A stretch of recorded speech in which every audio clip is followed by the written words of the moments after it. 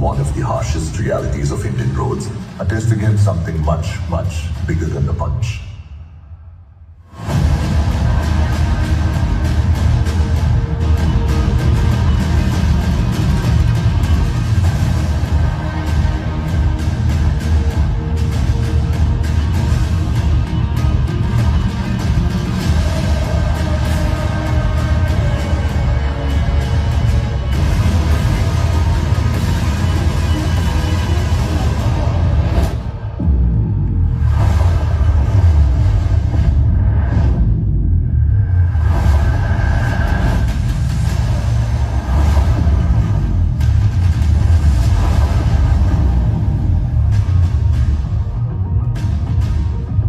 The structure remains intact.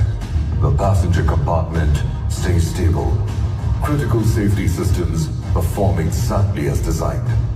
Impact forces are absorbed and distributed. Occupant protection is maintained. Every key parameter, structural integrity, passenger safety, and restraint performance meets and exceeds expectations. This test wasn't about proving a point. It was about owning a responsibility. Because when families put their trust in it, the punch must be ready for real roads and real consequences.